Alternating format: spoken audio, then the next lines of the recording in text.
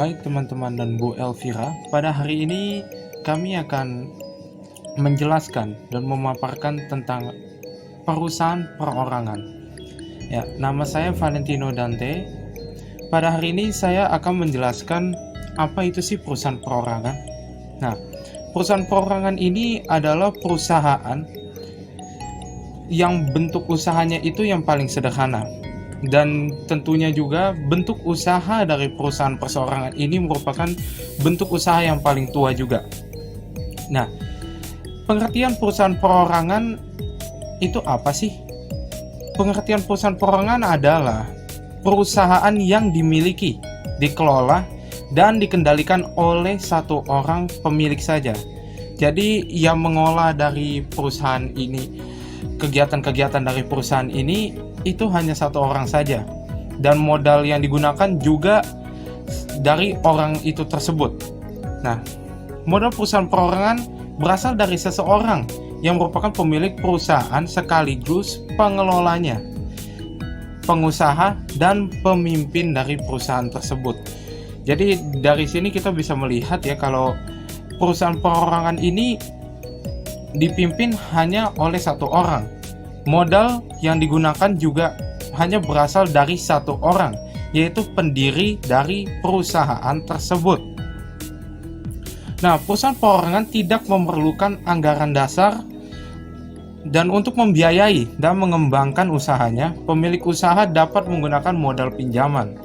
Jadi maksudnya dari kalimat ini, pemilik dari perusahaan perorangan, jika ia ingin membuka sebuah usaha perorangan, maka modal yang digunakan oleh perusahaan bisa kita dapatkan dengan cara meminjam, entah itu meminjam dari bank atau dari orang terdekat. Nah, perusahaan perorangan ini tidak mengenal adanya pemisahan antara kekayaan perusahaan dan kekayaan milik pribadi. Dan itu dikarenakan juga karena yang memiliki perusahaan perorangan ini hanya satu orang saja. Semua harta kekayaan pemilik menjadi jaminan utang perusahaan, atau dengan kata lain, pemilik usaha memiliki tanggung jawab tidak terbatas. Jadi pemilik usaha ini itu tanggung jawab penuh, secara sepenuh-penuhnya itu terhadap segala macam kegiatan yang ada di dalam perusahaan perorangan. Nah, seluruh keuntungan menjadi milik pengusaha tersebut. Dan tentunya kalau misalkan kita membuka usaha secara pribadi dan tidak merger dengan orang lain atau tidak bergabung dengan orang lain, maka seluruh keuntungan akan menjadi milik kita. Nah, pendirian perusahaan perorangan di Indonesia tidak memiliki aturan khusus, tetapi untuk beberapa lapangan kegiatan usaha memerlukan izin dari pemerintah daerah setempat. Jadi karena tidak ada pembagian keuntungan dalam proses perusahaan ini, maka segala keuntungannya itu menjadi milik satu orang saja. Tetapi di sini kita juga melihat di sini resikonya cukup besar, karena modal yang digunakan adalah modal sendiri, bukan modal mergeran atau modal dari orang menanam modal kepada kita. Jadi modal ini yang digunakan adalah modal milik pribadi kita sendiri. Jadi untuk mengoperasikan perusahaan ini cukuplah sulit, dan dapat bisa kita katakan juga ini cukup beresiko. Karena kalau memiliki hutang yang cukup besar dan kita tidak dapat membayarnya, maka otomatis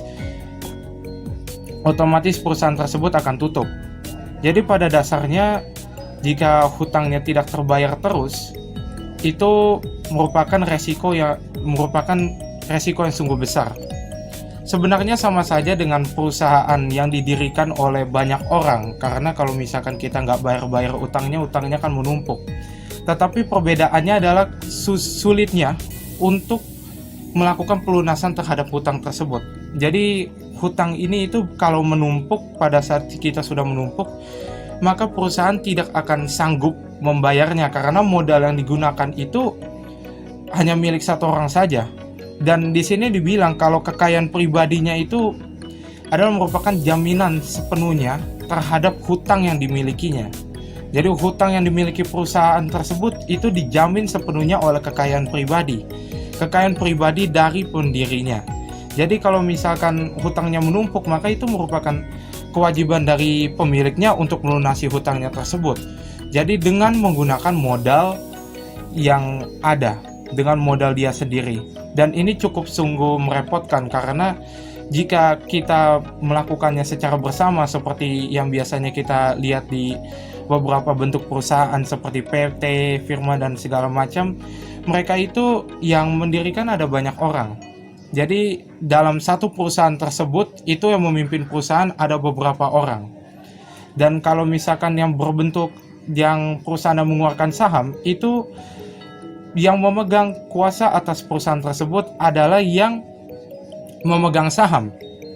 Maka istilahnya ketika untuk melunasi sebuah hutang, maka itu merupakan kewajiban secara bersama. Sedangkan perusahaan perorangan ini hanya satu orang saja yang harus menanggungnya, dan modalnya ini sungguh terbatas. Jadi karena adanya modal yang sungguh terbatas ini, maka cukup sulit untuk melunaskan hutang tersebut. Nah, pada umumnya usaha perorangan memiliki modal terbatas. Ini sudah saya jelaskan tadi, sehingga umumnya usaha ini tergolong dalam usaha skala kecil. Apabila bisnis tersebut mencapai ukuran tertentu, bentuk usaha lainnya lebih menarik untuk dipilih. Contoh perusahaan perorangan itu seperti toko mainan, toko warung kelontong, dan bengkel. Ya, seperti yang tadi saya udah jelaskan sebelumnya, bahwa perusahaan perorangan ini profitnya lumayan besar karena segala keuntungan, dan kita tidak membagi-bagi keuntungannya, karena keuntungannya akan jatuh secara sepenuhnya kepada pemilik perusahaan. Tetapi yang seperti tadi saya bilang juga, memang lebih untung, karena kalau kita bisa lihat di sini, keuntungannya jatuh secara sepenuhnya kepada kita. Tetapi juga ada resikonya. Resikonya itu karena modal yang kita gunakan ini cukup terbatas. Dan bukan hanya terbatas, dan segala macam hutang yang dimiliki perusahaan itu akan ditanggung oleh seorang pemilik itu saja. Dan itu akan dijamin dengan merupakan kekayaan pribadi dari pemilik tersebut. Jadi dalam masalah ini, perusahaan perorangan ini cukuplah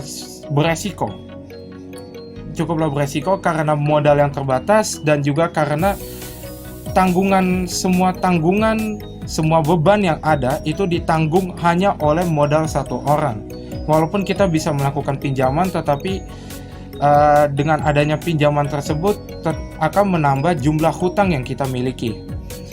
Sekian, dan akan dilanjutkan dengan ciri-ciri perusahaan perseorangan. Terima kasih. Ya, untuk selanjutnya saya akan menjelaskan ciri-ciri perusahaan perseorangan. Yang pertama adalah perusahaan perseorangan dimiliki secara pribadi atau secara keluarga, yang bisa disebut juga dengan perusahaan keluarga jika yang dimiliki oleh keluarga. Kemudian roda perusahaan diatur secara pribadi atau sistem pengelolaan perusahaan diatur secara pribadi. Kemudian modal yang biasa dikeluarkan untuk perusahaan perseorangan relatif kecil, dan nilai penjualan atau nilai penambahannya juga relatif kecil. Kemudian juga ada relatif mudah untuk didirikan dan juga mudah untuk dibubarkan. Tanggung jawab perusahaan tidak terbatas dan dapat melibatkan harta pribadi. Perusahaan perseorangan tidak ada pajak yang merupakan pungutan atau retribusi. Kemudian seluruh keuntungan perusahaan dapat dinikmati secara pribadi. Perusahaan juga dapat dipindah tangankan secara sewaktu-waktu. Kemudian yang terakhir, jangka waktu perusahaan tidak terbatas atau seumur hidup. Selanjutnya kita mau ngebahas tentang kelebihan perusahaan perorangan. Kalian bisa lihat di buku halaman 132. Kelebihan perusahaan perorangan yaitu yang pertama mudah didirikan dan dibubarkan. Yang kedua, pemilik pemegang kendali penuh atas rencana, kebijakan, modal, keputusan manajemen, atau pemilik bebas mengatur perusahaannya sendiri. Yang ketiga itu manajemennya tuh bersifat fleksibel. Yang keempat, pemilik menerima seluruh keuntungan yang diperoleh oleh perusahaannya. Yang kelima, biaya pengorganisasian dan pembubarannya itu rendah. Yang keenam, pemilik dapat menjual bisnisnya kepada siapapun yang dikehendakinya. Yang ketujuh, perusahaan perorangan tidak membayar pajak penghasilan sebagai bisnis tersendiri karena skala dari usahanya itu kecil. Yang kedelapan, rahasia perusahaan relatif terjaga. Saya Hartono nomor absen 29 ingin menjelaskan tentang kekurangan dari perusahaan perseorangan. Kekurangan perusahaan perseorangan terdapat 5 poin kekurangan, yaitu satu, keterbatasan jumlah modal yang dapat diinvestasikan. Yang kedua, tanggung jawab pemilik memiliki resiko yang tak terbatas atau dominan tinggi. 3, jika pendapatan hamba lebih tinggi, maka pajak semakin tinggi dan tarif pajak lebih tinggi dibanding bentuk perserorangan. 4, pemusatan kendali hanya pada perseorangan. Dan yang terakhir, kelima, kematian dan ketidakcakapan pemilik dapat mengakibatkan kebangkrutan pada perusahaan.